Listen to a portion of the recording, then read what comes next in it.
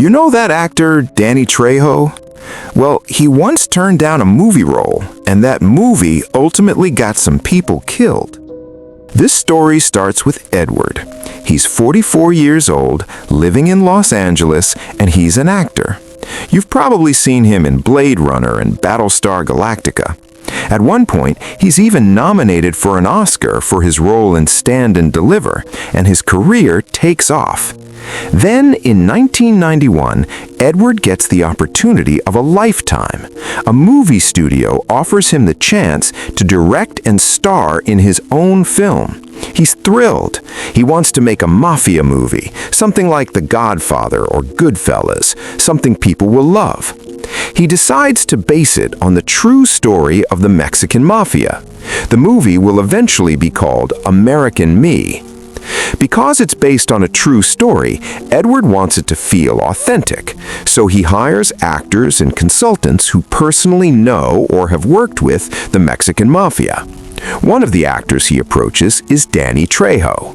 At this point in Danny's life, he spent much of his adult years in prison for dealing drugs and stabbing a guy in the face. He was even charged with attempted murder and once faced the death penalty. But after getting out, he got clean, got sober, turned his life around, and started acting. You've probably seen him in Machete and Breaking Bad. In 1991, though, he's still new to acting and not yet famous. Edward sends Danny the script for American Me. Danny reads it and immediately refuses. The script, supposedly based on the true story of the two heads of the Mexican Mafia, includes major events that never happened, including scenes where one of the top members is assaulted in juvenile hall. Danny knows the real members will see this as disrespect, and the Mexican Mafia has taken an oath to seek revenge on anyone who disrespects them. So Danny meets Edward at a local deli to warn him. Edward walks in dressed like a cholo, apparently method acting. Danny cringes. He knows Edward has no prison or gang experience. He warns him, "You can't portray real gangsters and add scenes like that. They'll kill you." Edward brushes it off, saying movies based on true stories take artistic liberties. Danny tells him to get permission from the top, from Pegleg, the head of the Mexican Mafia. Edward claims he already did. That was a lie.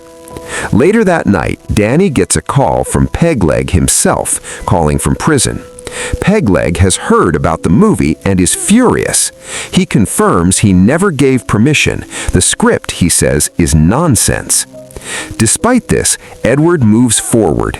He films the movie and even hires former gang members as consultants and extras.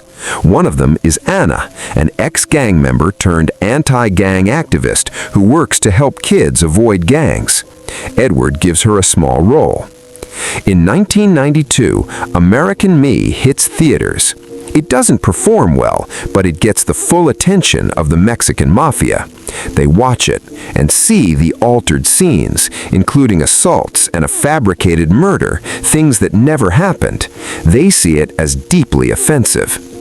2 months later, Anna is standing in her driveway with her son when masked gunmen appear and shoot her 13 times before fleeing. Around the same time, other former gang members involved in the film are killed. According to Danny Trejo, as many as 10 people are murdered for their involvement. Meanwhile, Edward is allegedly stalked and extorted.